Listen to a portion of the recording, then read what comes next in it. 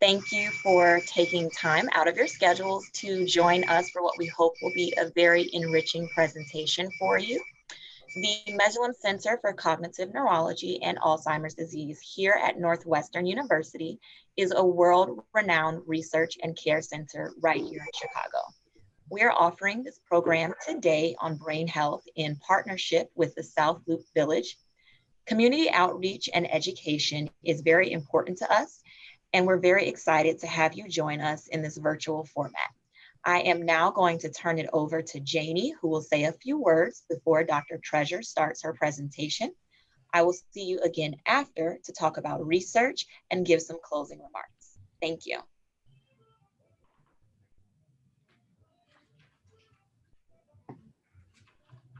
So hi, I hope everybody can hear me and now see me maybe. I'm Janie Urbanik and I'm the founding director of the South Loop Village. So our mission in the South Loop Village is to enable our residents in the South Loop to age in community, enjoying the quality of life that they cherish for as long as they desire.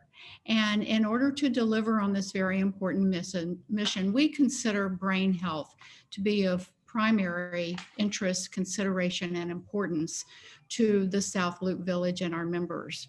So we organize our programs and our activities around issues related to brain health in support of people who are living with dementia, both dementia patients and their care partners.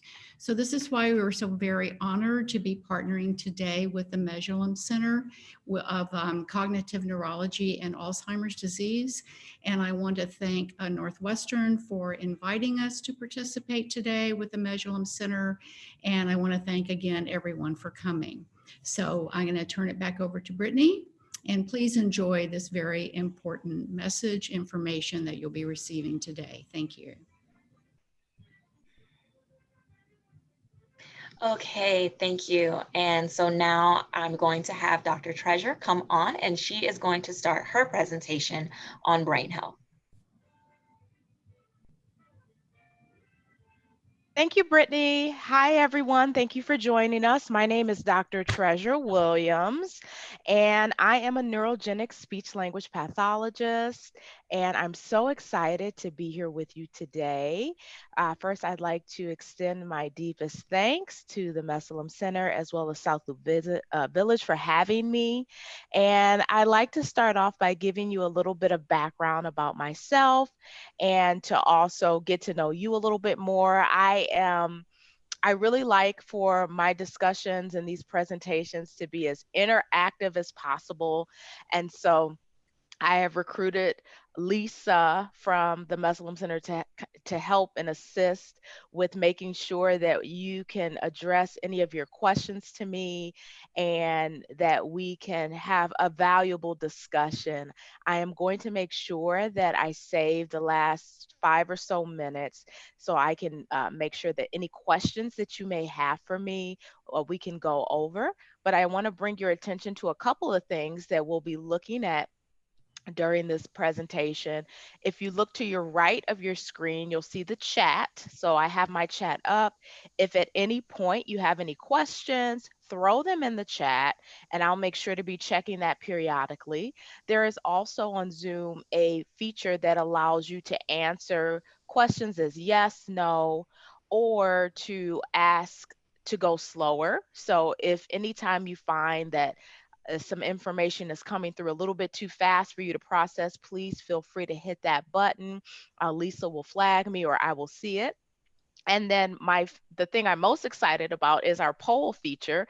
During this presentation, we're going to launch a couple of polls, and I'm going to be looking at your interaction, and I want to see what you think about some of the points that we're discussing. So you'll see a little flag come up on the screen that says poll time, and you'll have a question and some options, and we'll give about 10 to 20 seconds for you to complete the poll, and then we'll be able to look at the data and discuss it, okay?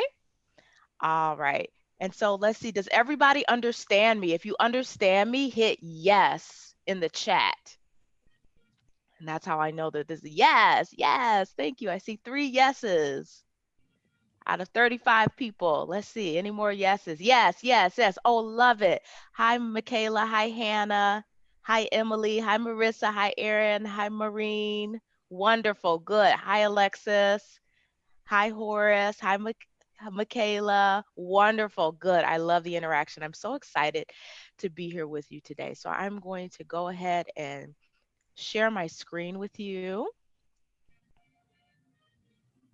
Yes, yes, yes. I see Mr. and Mrs. Douglas. Share.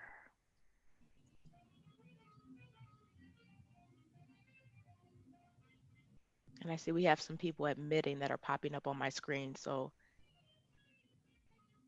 okay. And anyone, and please make sure that you mute yourself. I hear some jazz music. It's very good. But while the presentation is going, some of the other attendees might not be able to hear it. So please be sure to mute yourself. Why? And can you give me, Lisa, a verbal yes if you can see this presentation? Yes, I can. Okay, perfect, because I'm changing my dual screens. All right, so welcome to Brain Health Wellness Strategies for Improved Memory and Aging. Again, my name is Dr. Treasure Williams. I am a neurogenic speech language pathologist, a certified dementia practitioner, and I currently work at the #1 rehabilitation hospital, Shirley Ryan Ability Lab, where we have built a comprehensive dementia rehabilitation program. And I love all things brain related. Just to give you a little background about me, I'm originally from Detroit, Michigan. I grew up in Detroit. I came to Chicago when I pursued my doctorate from Northwestern University. And like many people, I fell in love with the city, and I've been here ever since. And I love working in tandem with community outreach groups and just really having boots on the ground to hear what people are dealing with in terms of memory and aging. It's my passion. It's very personal to me, as I have served as a care partner for someone with dementia. And I will always be an advocate for this charge. So let's continue. All right, so let's talk about our agenda, what we're going to be doing today. So the goal of this presentation and our talk together is going to be three things, right? First thing we're going to talk about is, what does the science say about wellness, memory, and aging? These are all really popular buzzwords, right, that we hear a lot, but what does the science and the data say to back up what these things mean for us? And how can we use wellness as a tool to improve or maintain our memory as we age? A lot of times we hear wellness and we think of it as a state of being, but by the time our discussion is finished, I would like for you to think of wellness as a tool in your toolbox that you can use to help you as you age. And then finally, we're going to talk about some resources that can assist you with maintaining your wellness and therefore improving your memory or maintaining your memory as you age. All right.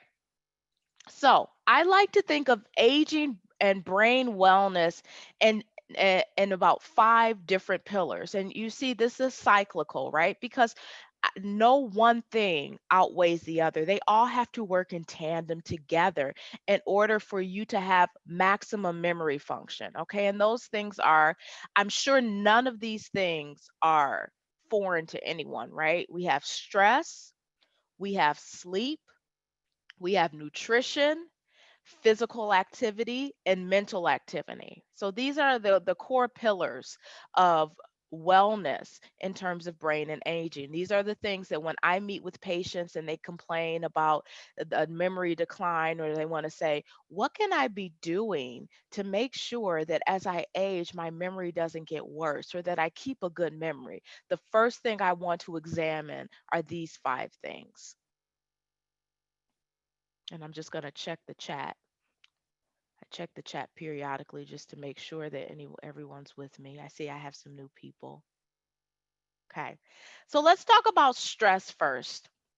And this is actually one of my favorite quotes by John Lubbock. And it says, he says, a day of worry is more exhausting than a day of work. And I just want to take a moment to acknowledge that quote because it really resonates with me. Stress is tiring, stress is fatiguing. You can work all day and probably not feel as exhausted as you did if you stayed home, but you were stressed out all day about something. And raise your hand if you can empathize. These are stressful times. And so, we want to consider that, and we're going to talk about how that impacts your memory. So if you look, I have a little grid, and I like this chart because what it does is it shows the link, and stress is right in the center. Stress affects us across the board in terms of body, our mind, our emotions, and our behavior, but especially in terms of memory.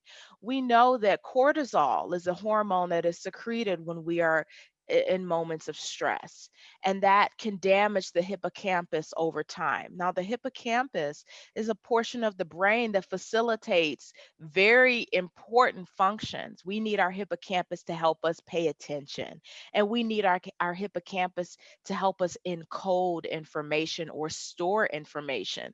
And when you need to recall something or retrieve it, guess what your brain does? It goes to that hippocampus. And stress makes concentration difficult. And what I think is the most telling thing is that studies time and time again have shown us that long-term chronic stress can compromise memory function.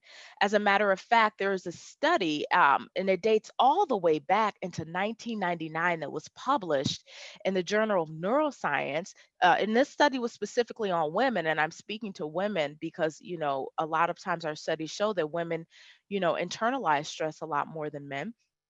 And it showed that depression, not age, predicts hippocampal volume loss in medically healthy women.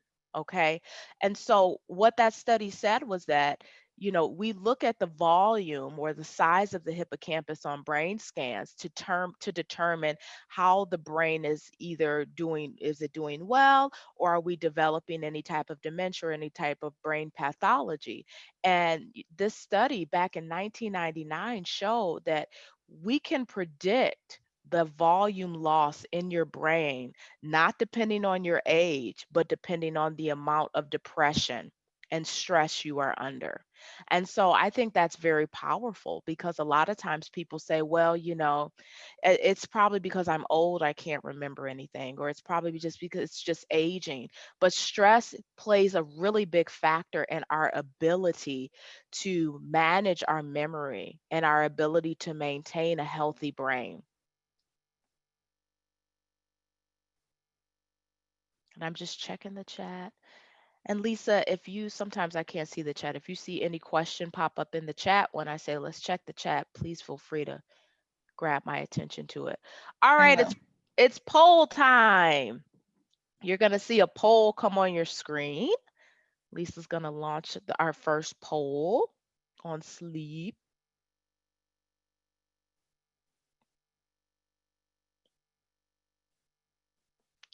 Okay, so our first poll is, how many minutes per week of aerobic exercise is recommended by the American Heart Association?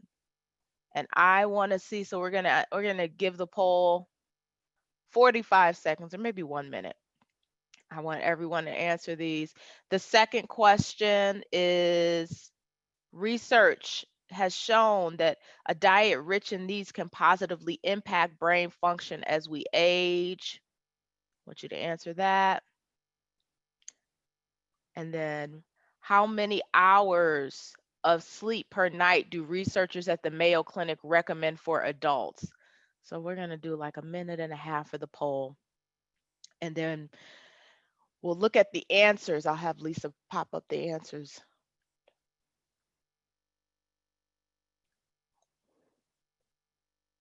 Good, 67% of people have voted. Let's try to get to 100.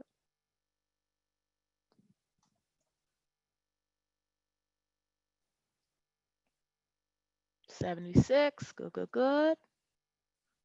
You guys are quick. 82.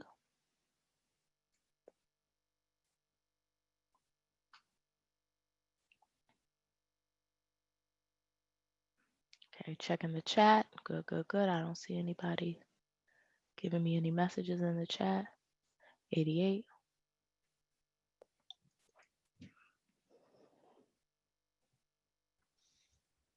All right, a couple more seconds.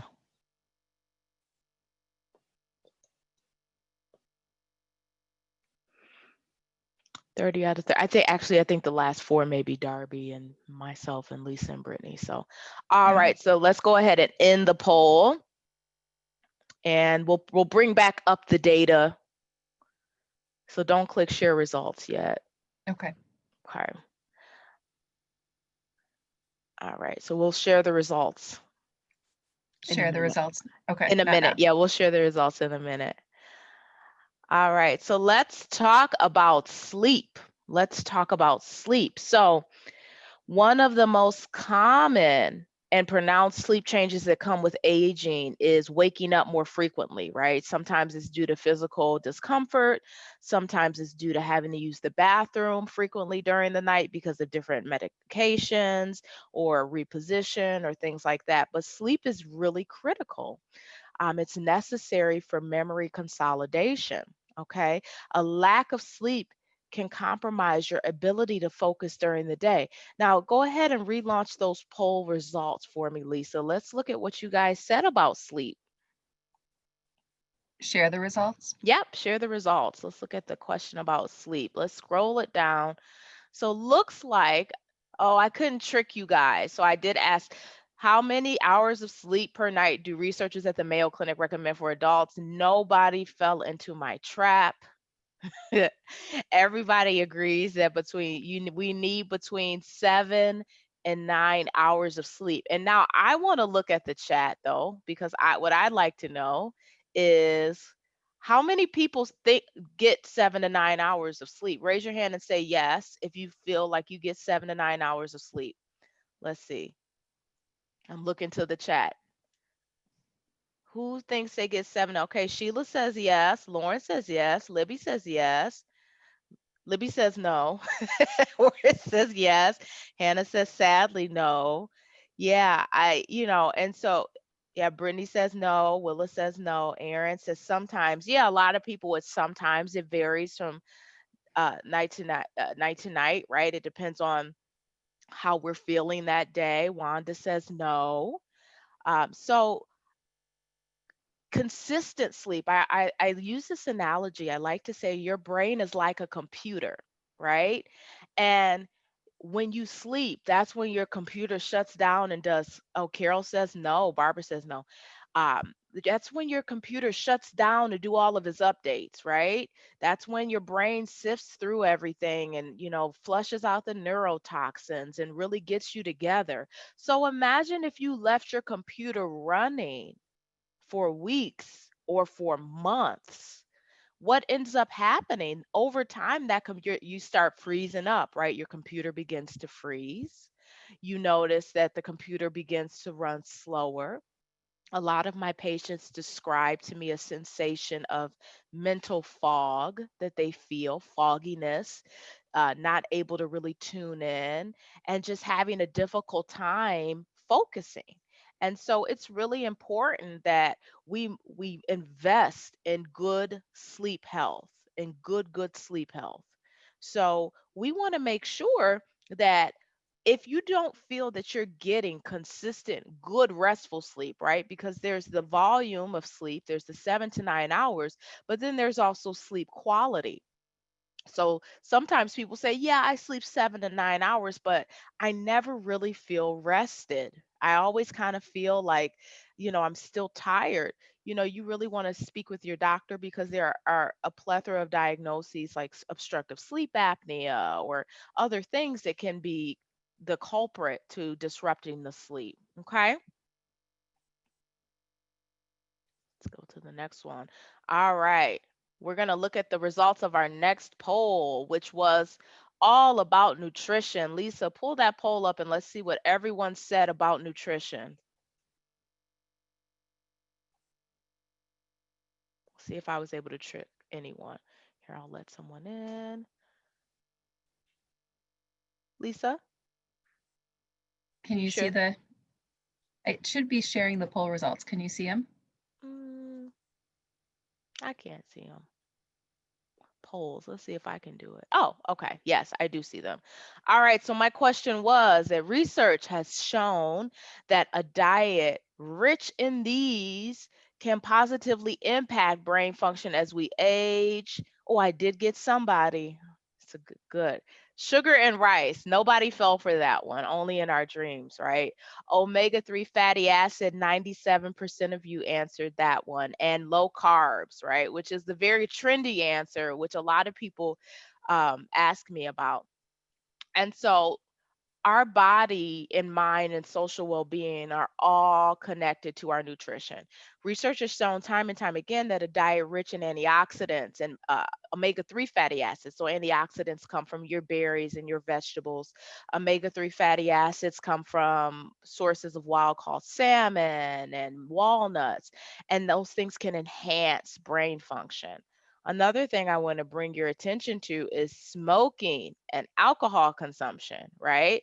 Now, I am a big wine lover and I will never begrudge somebody a glass of Merlot with dinner, but we know that too much alcohol can have a damaging effect on brain function. And we also know that smoking increases your risk for vascular disorders that lead to stroke, and then that can also lead to dementia or memory loss. Smoking, the act of smoking, your arteries will constrict. And so that means that the oxygen and blood flow that's coming to your brain is also restricted. There's a study, a really good study done by Brigham and Women's Hospital that was in the Annals of Neurology, and it showed that people that smoke are more likely to develop Alzheimer's disease than people that don't. And, it's never too late to quit. There are plenty of smoking cessation programs that you can work with your doctor to do. And I think you will notice that your overall health as well as your vascular health improves, which all supports good memory function. Let's see. Any questions so far? I'm just going to check the chat again. I think we're good. Okay. All right, we're going to look at another poll about physical activity. Lisa, share that poll with me. It should be shared still. Can you see it? Cool. Okay, so I wanted to know what you think. Oh, good. This one was divided. Good, good, good. How many minutes per week of aerobic exercise is recommended by the American Heart Association? So we have 3 people, 10% of you said 100 minutes a week, 67% of you said 150 minutes a week, and 23% of you said 1,500 minutes a week. So let's see.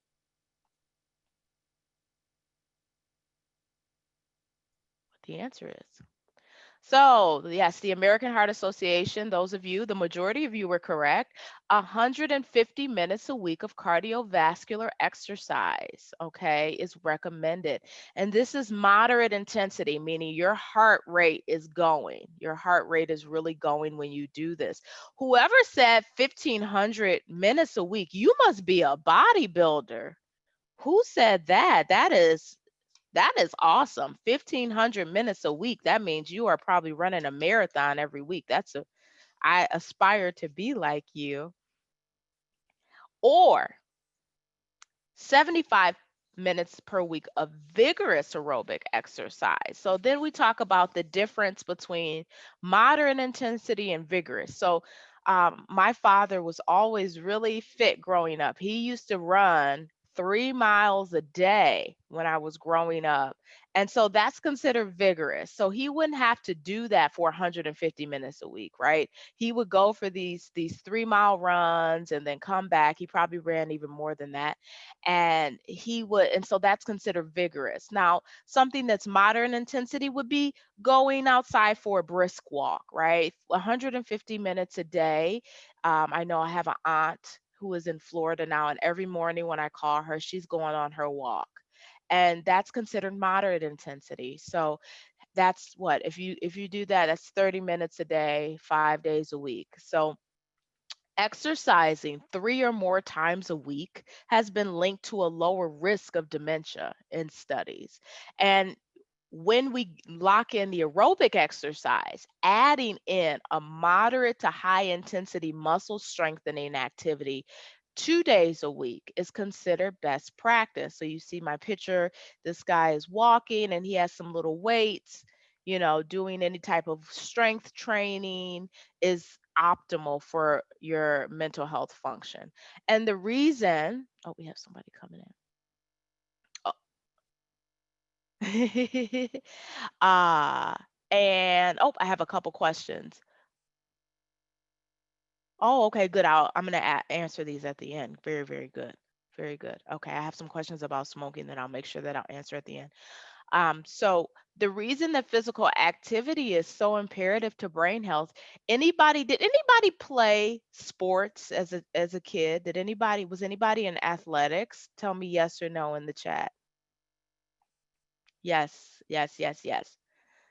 Yes, yes, yes. I didn't play sports. I didn't play athletic. I didn't do sports. I did choir. But do you remember when you used to have a practice or a team workout and how you felt that rush, that sensation of mental clarity after you would do a team practice? Or if any of my runners, they call it the runner's high, you just feel this euphoric sense that of all of that oxygen. Yeah, it felt great, Sandra says. Yeah, it felt great, right? You would run and jump, and afterwards you just felt like you were a ball of energy. You felt like your mind was clear. That was because all of that oxygen that was being carried to your brain from that increased blood flow allowed the release of neurotransmitters to help facilitate your memory and your attention, right? And as we age, we need more of that, right? So we need to have that increased oxygen and blood flow to the brain to help release all those feel good chemicals to help us focus. And one trick I always tell my patients is that if you find that you're doing something that is going to require intense focus or concentration, or if you find you're doing something that you know you're going to really want to remember, make sure you do it after your workout. So go for your walk and then come in, and then that's when you want to sit down and work on tackling your bills and all of your scheduling things so that you can really make sure you're focused, right? That's when your brain is going to be at its optimum function after it's gotten all of that great oxygen to it. And exercise decreases the risk for disorders that lead to memory loss, right? So we know people with hypertension and diabetes or any type of other cardiovascular disease are more likely to develop memory loss because of the pathologies that are associated with those. So you're decreasing your risk and then you're also improving your brain function. And then this is my specialty. So this is what people come to see me about, the idea of mental activity, right? Mental activity. We know that 100 years ago, they made up told you, oh, your brain cells, once you lose them, they're gone, you can never get them back.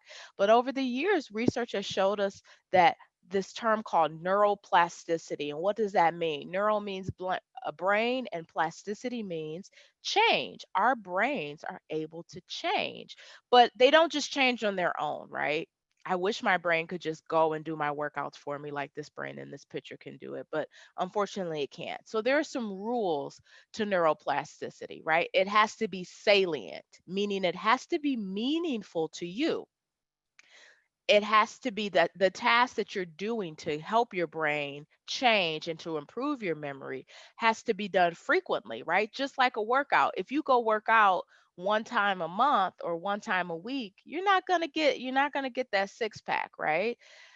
And it has to be intense, meaning it has to be challenging to you. So sometimes I'll have patients and I say, well, what are you doing to engage your brain? And they'll say, well, I love doing those New York Times crossword puzzles. I've been doing them for 30 years. And I say, well, probably at this point, that's no longer challenging to you. So you have to make sure that you are challenging your brain by doing something that stimulates you. So, for example, if you've always wanted to learn a new language, let's say you love travel and that's meaningful to you and you want to learn a new language, now is the time to do it. Practice speaking that new language every day. If you are into art, or if you are into mechanics, working on mechanical objects every single day and saying, I'm going to challenge myself to put together this new thing and really focus on meeting that challenge, is how you can improve your brain function and increase and may help maintain and keep your mind sharp as you age. Another big thing is socialization and isolation. We know that socialization and mental engagement are key components to maintaining memory and brain function over time. And, in these times where we're all feeling a little bit isolated, it's really important that we all continue to engage with each other. That's why we're doing these type of talks, and that's why I am speaking with you guys and making sure that we have a lot of back and forth discussion. We are social creatures. And, I use the term use it or lose it, right? Just like anything else, use it. Oh, excuse me.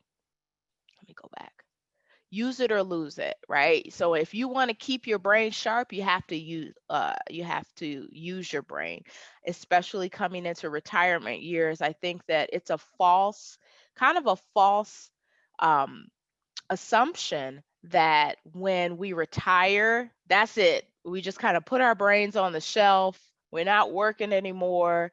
And we just kind of sit in front of the TV and just stare out the window. And that could be further from the truth, right? So, as we age and get closer to our retirement age and work is no longer at the forefront of our minds, we have to decide, okay, what am I going to do to engage my brain now? It doesn't mean you need to get another job, but what hobby have you always wanted to pursue? How have you always wanted to engage with your community? I know a lot of people, the grandparent phenomenon. A lot of people, when they retire, they take care of their grandchildren. And, a lot of studies have shown the benefits of that, engaging with the grandkids and engaging with their family members more, becoming active in volunteer organizations. It's not only good for the community, but it's good for our own health. So the moral of the story with that is that new learning is brain exercise. New learning is brain exercise. And so next steps would be, before I answer some questions, are, where can I get resources and education on this? And so the Mesulam Center for Cognitive Neurology and Alzheimer's Disease is a wonderful resource. They offer lots of support groups and information on research studies, as well as ways that you can become engaged and active. Also, the South Loop Village Facebook page is a wonderful resource. And our country's federal health and human services department has a full wellness and healthy aging index library that you can use, and you can use that to inform some of your choices when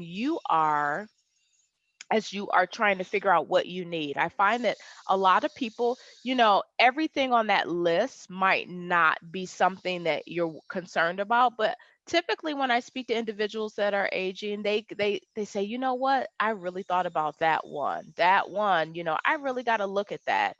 And so I think that going through that index can kind of help you pinpoint, is it my diet that I want to look at, or is it the exercise? And also, before I'm going to take a couple of questions, and before I do, I just want to show you, we're probably going to publish these references too, just in case anyone wants to look.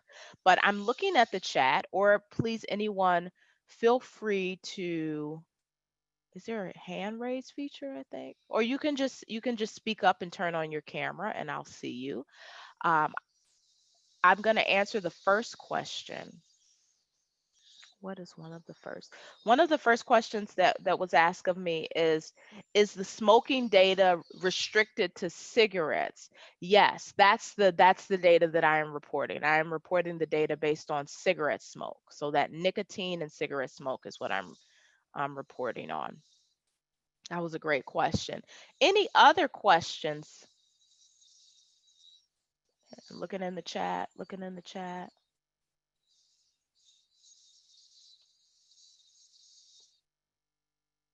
Give everyone a couple more. Going through, making sure that I have everybody. Okay, great. So I have another poll. My last poll is, I would like for you to raise your hand. So you're going to tell me yes. Oh, this is a good one. This is a good one. Oh, I have two good ones. Janie says, how does napping figure into the sleep need? And this is a question I get a lot. So I would say it depends. It depends upon the quality of sleep that you're getting, and it also depends upon the sleep that you get at night. So napping throughout the day can be a good thing, but research shows that naps should be between 20 and 30 minutes. And then after that, you could be disrupting what we call your sleep inertia. So if you're finding that you're napping frequently throughout the day, but then when you go to sleep at night, you really don't get good restful sleep, or you're not sleeping through the night, you may want to consider cutting back on your daily napping, because when you sleep, your brain doesn't need to just fall asleep. It needs to go into the deep REM sleep. So the rapid eye movement sleep, right? That's when the good stuff happens. And so when you're in REM sleep, you want to do that at night. Our circadian rhythm is set up to do that at night. So if you find that you are going to sleep and you're sleeping a nap, if you're napping in the middle of the day for 2 to 3 hours, that's no longer a nap. You're sleeping, right? And I'm guilty of this. I tell my husband, oh, I'm gonna go lay down, and he'll go, I'll see you tomorrow. Because sometimes we're so tired that, I don't, those people that say, oh, I'm just gonna lay down and I'm gonna get up in an hour. I don't have that control of myself to pull myself up in exactly an hour, right? I have to set an alarm or something. So if you find that you're sleeping, you're still tired. There is a such thing as getting too much sleep, right? Where it's not restful sleep. So you really want to make sure that you're keeping yourself on a schedule. If you nap, set an alarm, and napping after about 3 o'clock.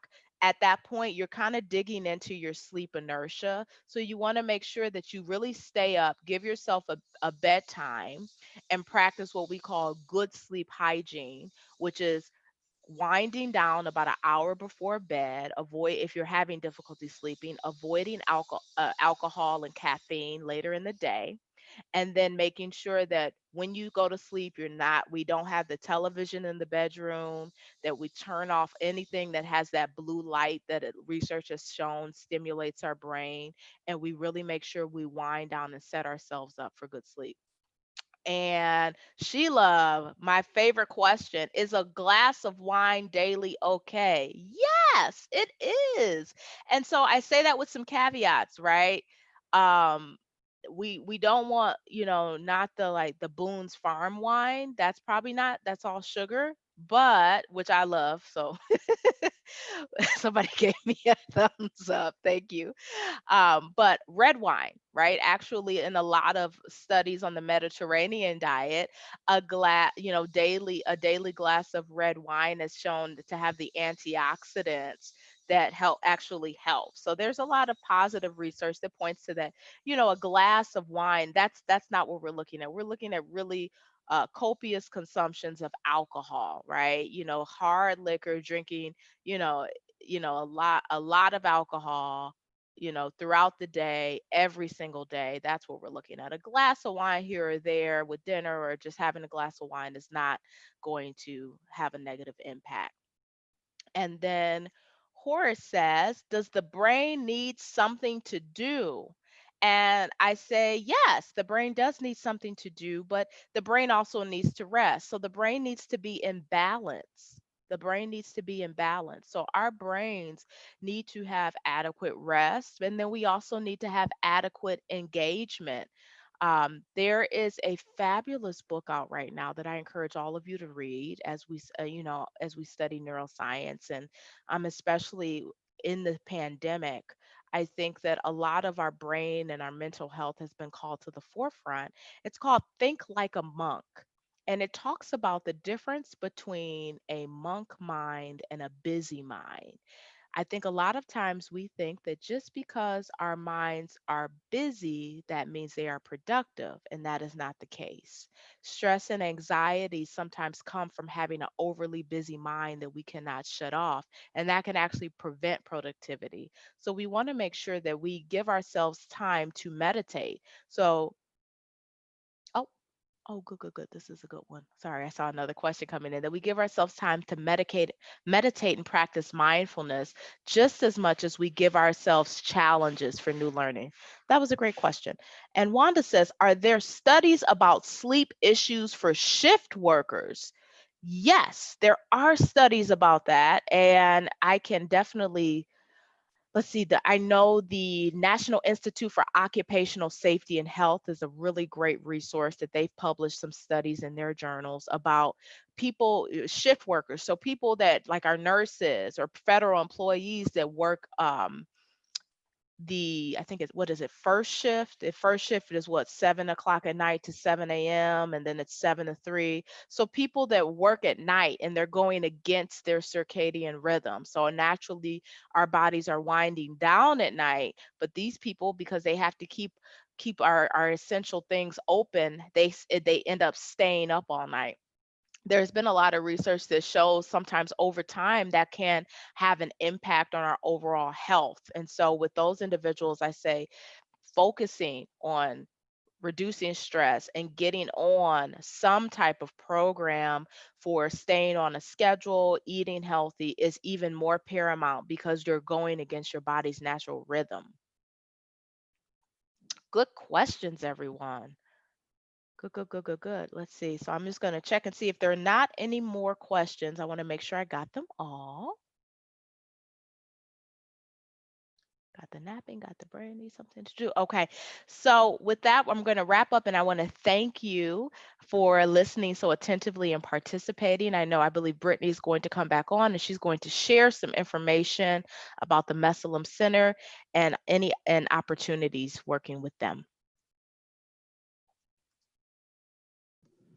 Hello. So hello again. And for anyone that has joined us late, my name is Brittany Mutz, and I manage our clinical trials department here at the Mesulam Center. So I'm going to spend some time with you just briefly talking about research and what research is and why it's important to participate. So this will be hopefully a short presentation, and then we can get to some questions and wrap up for today. So Lisa, if you will share the slides, we can get started.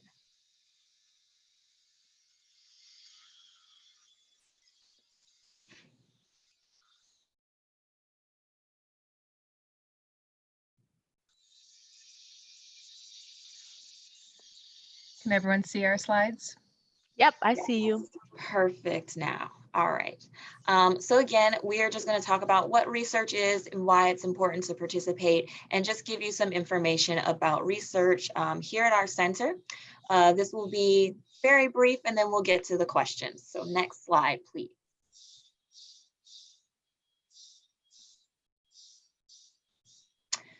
So let's first start by defining research and looking at how it differs from clinical care. So clinical care addresses the needs of individual patients. For example, if you are feeling sick, you might visit your primary care physician and they would ask you about your individual symptoms and provide care directly to you. Research, on the other hand, is meant to address a question and not an individual. So research involves studying groups of people, and it may or may not benefit an individual participant.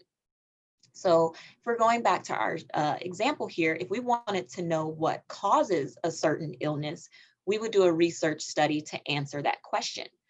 Research may involve new treatments or interventions that are not available clinically. So for example, if you're sick and you're going to visit your doctor, they might only be able to prescribe a medication for you that's already been approved, that's already out and used widely.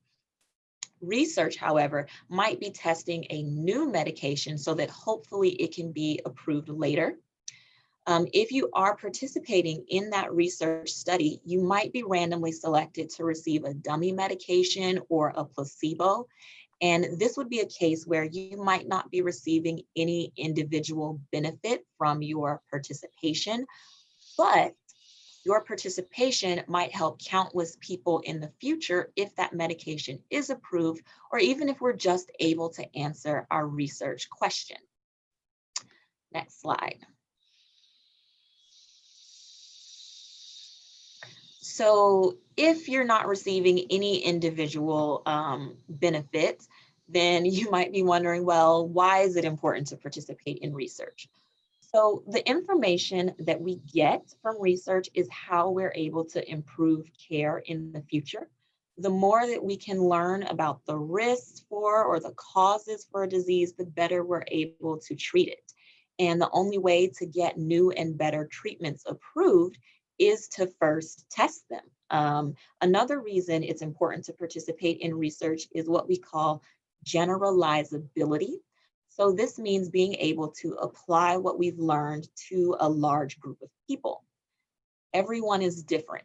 And the more people that we can get involved in research, the more we're able to study those differences between people and the more confident we can be about applying what we've learned to larger groups of people. For example, we don't want to test a medication on a small group of people that are mostly alike, and then later learn that that medication doesn't work at all for another group of people or for people at large. So that's why it's very important to get everyone that we can to participate in research. Next slide. So what are we studying here at the Mesulam Center? We have over 15 different studies here at the Mesulam Center, and we study a variety of things related to aging. We study a group of people called super agers, and those are people who are aging really well and have above average memory and thinking for their age. We're also studying new treatments and interventions for dementia and Alzheimer's. And we have a number of studies looking at biomarkers to get more information on the risks of dementia and Alzheimer's disease and just the overall aging process. So we really want to know what causes dementia, what causes Alzheimer's, and also look at how that aging trajectory differs from the normal aging trajectory or even super aging. So those are some of the things that we're studying here. Next slide. So if you participate in research, what can you expect, right? So the first thing would be research visits. The frequency and the length of these visits will vary depending on what research study you're participating in. Some studies might have only one visit a year that could be just a 2-hour visit where you come in and do some tests. Other studies might have visits every couple of months. It really just depends. And again, the length of those visits, how many hours you would be expected to participate with us varies as well. But during those research visits, we would do memory and thinking tests. You might have physical or neurological exams. We might do blood draws. There might be brain scans. So we might do PET scans or MRIs to get a picture of your brain and see kind of exactly what's going on under the hood. And then in some studies, we might ask you to participate in brain donation if you're willing down the line, sort of towards the end of the study there. Next slide, please. So we realized that we ask a lot of you for your participation in research. Again, those research visits might be very short for some studies, but they could be very long and very frequent for other studies. So how do we support you in research? We split visits when possible. So if it's going to take 5 hours, but you can't really come down here for 5 hours on one day, that's okay. If we're able to split it up over multiple days, we will definitely try to do that where possible. And we know that the pandemic is still very real, so we are also trying to do virtual visits where possible. So if there are some things that we can do maybe over the phone or over Zoom, just like we are now for this presentation, then we will try to do that where possible. We really try to be as flexible as we can to make sure that we're working with your schedule and supporting you. We also compensate for time and effort. And this is going to be different for each study. Some studies may compensate higher or lower than other studies, but we do try to compensate you for your time and your effort participating with us. We know that you're taking time out of your day, and there's a lot of effort involved in some of those memory and thinking tests. There's some that are difficult for me, and I'm like, oh gosh. So we do compensate for your time and your effort. And transportation is another thing. So some of our studies have Lyft programs where we are able to offer you a free Lyft ride to come down to our center to do your participation. Most of our studies also offer parking vouchers to cover your parking here at the hospital and our center so that you'll have free parking. And some studies also offer cash reimbursement for transportation as well. So it really just depends on the study, but typically there is going to be some kind of help with transportation. And again, we try to be very flexible to make participation easy for you. Next slide, please. So we're going to look at a short video of one of our super agers who participates in research here with us. Lisa, if we can go ahead and play the video.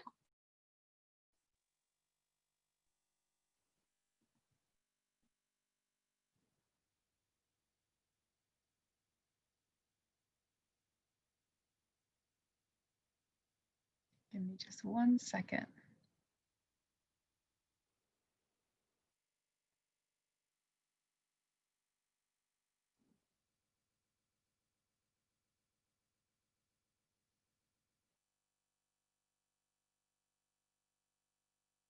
Verizon 5G is here with a coverage of 5G nationwide.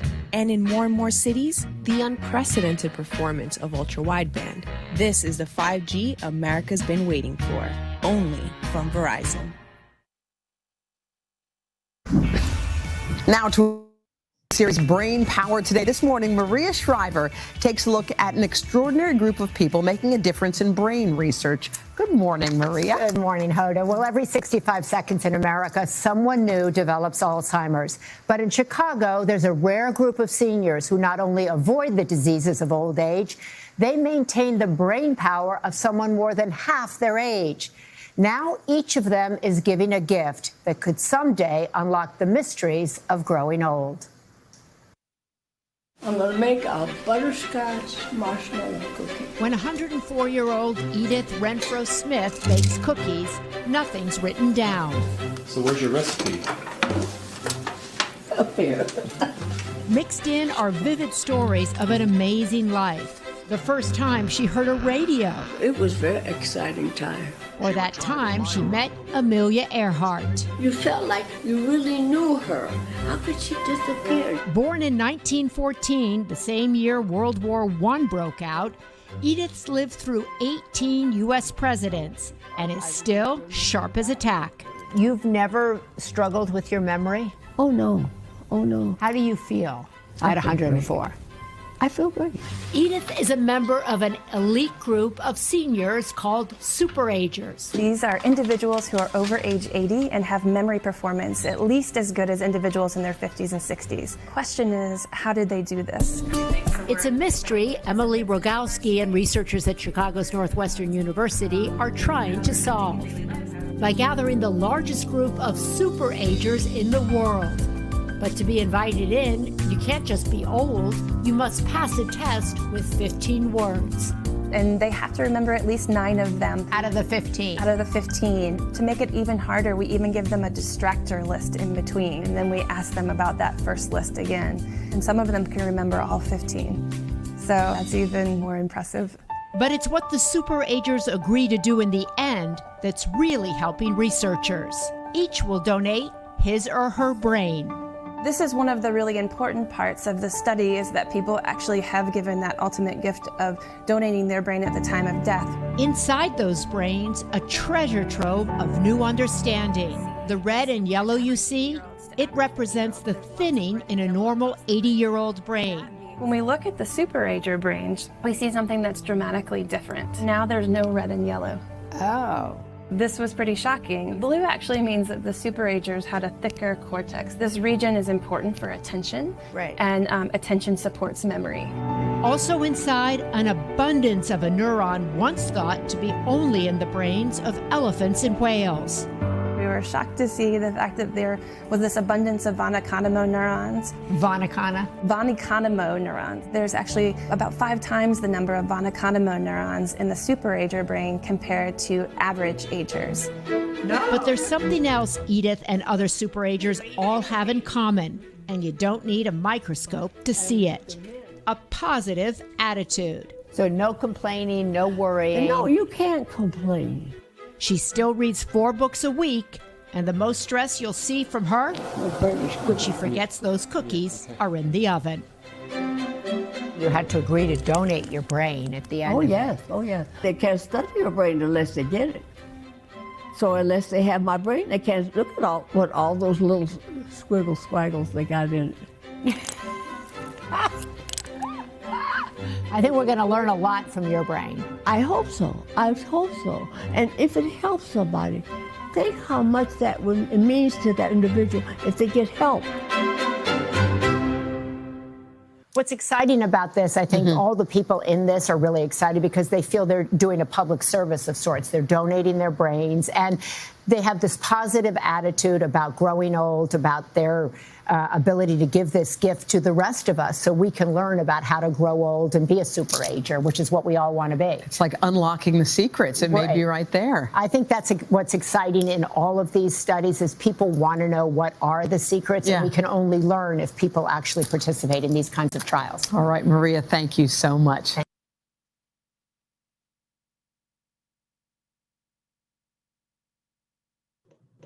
Sorry, I had myself muted there. We've been talking about how to save a life, and today we look at the signs.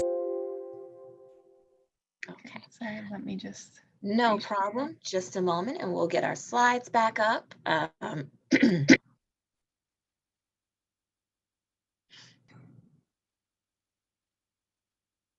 my slides showing? No.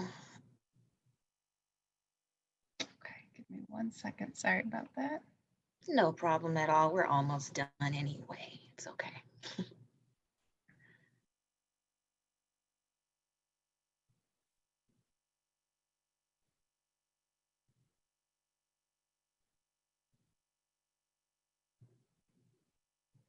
In the meantime, there was one question that was in the chat that I can go ahead and address.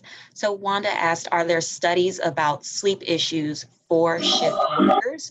So we do not do these kinds of studies here at the Mesulam Center, but there are, I'm sure, plenty of sleep studies out there. I'm so sorry. Clinicaltrials.gov is a wonderful resource to find clinical research studies on any topic or disease process. And all you have to do is you can go in and you can search sleep and you can put Chicago, Illinois, and it will list for you all of the active studies that are looking for participants about sleep. Okay. Hopefully I can get through the rest of this without my voice cracking for you guys. All right, so how do you get involved with research at the Mesulam Center, right? We've talked about research and what it is and why it's important to participate, but how do you get involved? So the first step is to join our research recruitment registry. To join the registry, you will take a simple online survey and answer some questions about yourself and your interests. So we might ask you, are you interested in getting brain scans? Are you interested in having blood draws done? So that way we can really match you to a study. And once we receive those results, we'll review them and we'll contact you if you have been matched to a study. Again, we have over 15 different studies here at the Mesulam Center. Whether you have memory concerns or not, or even if you have a diagnosis or not, we're interested in talking to you. Most of our studies are looking for people that are age 55 and up. However, we have some studies that are looking for individuals as young as 40, and our super agers just need to be at least 80 years old. So wherever you are on the memory spectrum, whether you think you're a healthy individual with no complaints at all, or whether you think you're an exceptional individual that can remember everything, or even if you have some memory concerns, or if you have a dementia diagnosis, we should have something here for you, and we would like you to participate with us. Next slide.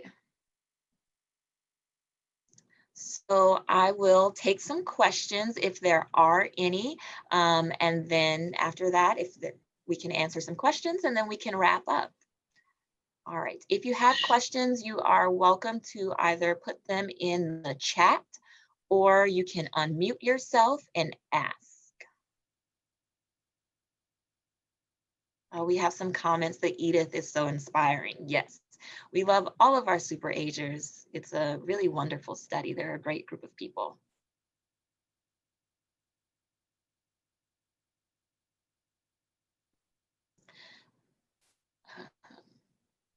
Okay, we don't have any questions coming through right now. Again, I encourage you to join our research registry because we have so many different studies, and in the rare chance that we may not have a study to match you to now, we frequently get new studies. There's always something new in research, so we might have something for you down the road and we'll be able to match you at that point, and you could be one of our first participants in that study. All right. Yes, can we add a link to the registry in the chat? We will do that. Let me copy and paste that right now. Uh-oh, I lost the chat. Hang on one second here. Okay. All right. So seeing that we don't have any questions right now, I'm just going to do a few closing remarks and then we can wrap up. So thank you again for joining us this morning. We truly hope that we've answered all of your questions today. You will be receiving an email soon to give you some resources on how you can stay in touch with us and how you can get started with the research at our center. We offer several events just like this one throughout the year, so we hope to see you again soon. I would like to give a special thank you to everyone involved in the planning of this event. And from everyone here at the Mesulam Center, we hope you have a wonderful rest of your day. Before you go, we will have a quick poll about how you like this event. And then again, you will be getting that follow-up email with resources on how to stay in touch with us. So Lisa, if we can launch that poll.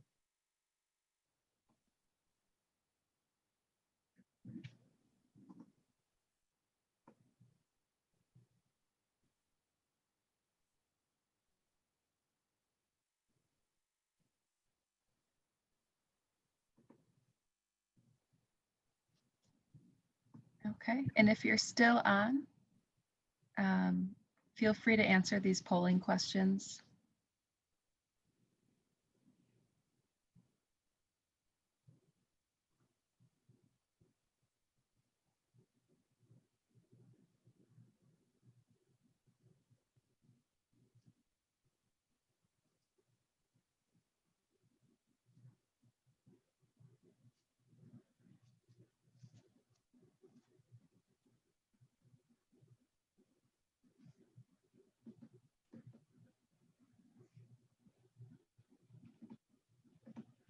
And I'm not sure, just wanted to pop back up, if anyone else on the planning committee or any of the other speakers would like to give any additional remarks before we end. We still have most of our audience still online.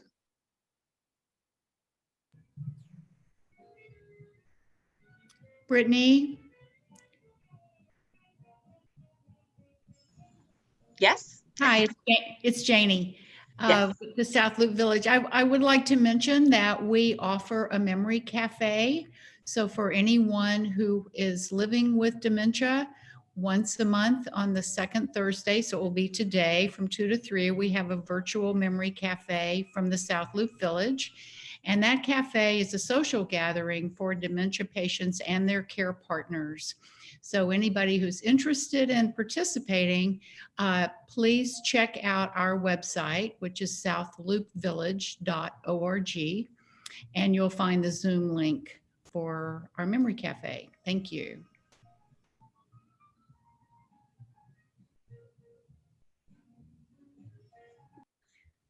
Hello, everybody. I just want to thank everyone for being here today as well. I'm Darby Morehart. I'm with the Northwestern Mesulam Center, and I am so pleased that the Mesulam Center and the South Loop Village are partnering on this effort, and I hope that this is just one of many more to come. I also want to thank Dr. Treasyri Williams. Thank you so much for your wonderful presentation. It was excellent. And Brittany, thank you for such a wonderful presentation of the different research that's going on at Northwestern. I know that this is a lot of information to digest, and so please, all of you who are here today, please feel free to reach out to Brittany, myself, Lisa, to discuss any of this information further. So again, thank you so much for coming. Bye, everyone. Thank you.